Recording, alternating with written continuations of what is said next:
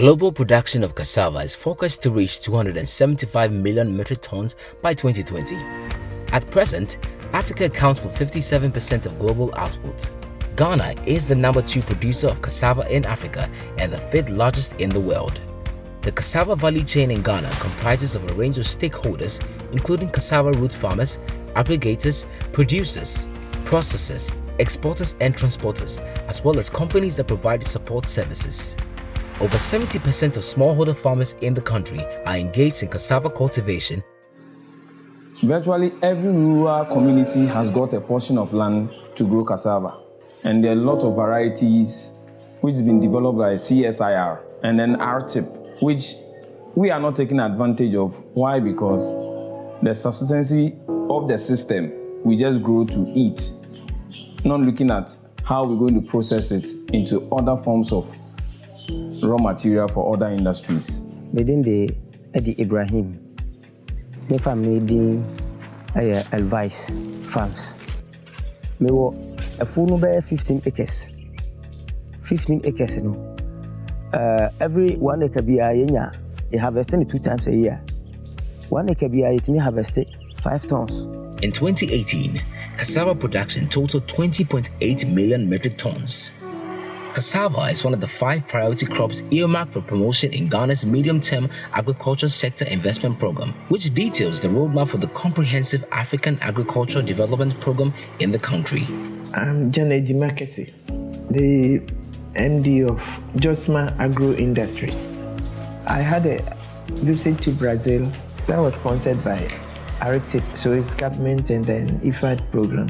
And I saw how they were also working very hard on cassava. We were doing only gari and just the peels and the starch on a small scale. But then when we came back, RTIP trained us to do HQCF.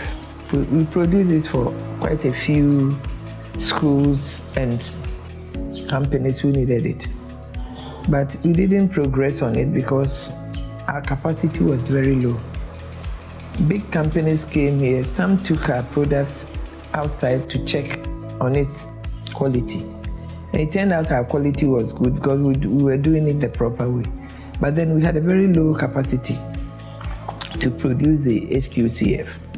So the big companies that needed bigger supplies came, appreciated our work, but never came back for supply because we couldn't meet their demands. So my name is Chris Kwashi. I'm the founder and acting managing director of Caltech Ventures. Caltech stands for Cassava Alcohol Technology. We process cassava into ethanol and carbon dioxide. The primary feedstock is cassava because it's the cheapest source of starch for our purposes. For me, cassava is the transformational crop. Apart from ethanol, carbon dioxide, you can do over 50 industrial products, from glucose to starch, sorbitol, to biodegradable plastics, modified starch. I mean, it's a whole slew of products which cassava can produce. And Ghana has a comparative advantage in terms of our ability to grow cassava at a cost which is competitive globally. And we have a surplus of cassava for food. We have 70 million tons of cassava produced every year, out of which we eat about 5 or 6 million tons. So we have about 11, 12 million tons sitting there, which can be processed into industrial products. Cassava exports have fluctuated in recent years in both value and volume terms. For example, ethanol exports increased from 2.6 million in 2012 to 22.5 million in 2015, but fell sharply to $7.4 million in 2017. Meanwhile, gari exports slumped from $2.9 million in 2012 to $75,000 in 2014, but recovered to $3 million in 2017. Ghana's major export trade partners are France, Germany, Hong Kong Special Administrative Region, China, the Republic of Korea, and the United States of America. In general, trade opportunities exist for cassava products. However, Ghanaian exporters have not been able to take full advantage of this potential. The opportunities in the cassava value chain is enormous.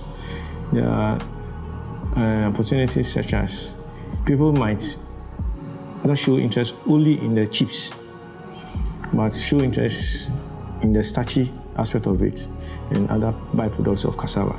Even quite recently, somebody even proposed to me the skin, the dry skin of the cassava, even they want. But all these things comes with liquidities and how you organize yourself well. So cassava, I think, has a good future. Interest rates in Ghana range from 12 to 30%. Several financing models have been established with the aim of reducing the interest burden on agriculture sector value chain stakeholders. In the cassava value chain, if you look at the producers, those who cultivate cassava, under the Cassava Enterprise Project, Ghana Exim Bank is providing medium to long-term funding for them to be able to cultivate the cassava and supply to processors. Under the Cassava Enterprise Project, 12 beneficiaries have been financed to do that. Now, secondly, too, we provide long-term funding for those who are setting up factories to either produce ethanol, to produce starch, or high-quality cassava flour. We provide them long-term funding up to 6 to 7 years, sometimes even 8 years, to be able to set up the factory, have a nucleus farm, and then also provide them some working capital to be able to operate. Now, thirdly, in the cassava value chain, those who are already producing and have export orders for their starch, for all the other cassava derivatives, and will need working capital funding. We have a facility called Export Trade Facility. Under this facility, working capital funding are available for them to be able to meet those export orders. I won't say Ghana Exim Bank has enough to fully finance the entire cassava value chain due to the size of the industry and then the huge export potential. But our CEO, Mr. Lawrence Ajinsam, is currently the chairperson for Global Network of Exim and International Development Organizations. And through that, he's been able to establish good network with international organizations who are interested in supporting the cassava value chain. Currently, we have a such relationship with Thai Exim Bank. We are looking at collaborating with them to provide the necessary funding to the cassava value chain. How would the collaboration be? Where if clients want to import machinery from Thailand to be able to process here and they don't have the funding, Ghana Exim Bank could provide the guarantee whilst the machine is funded by Thai Exim Bank. This collaboration will enable us to be able to fund the cassava value chain, and where we don't do that direct funding, we could provide guarantee, leverage on our partners who have the bigger financial capacity to be able to fully support the cassava sector.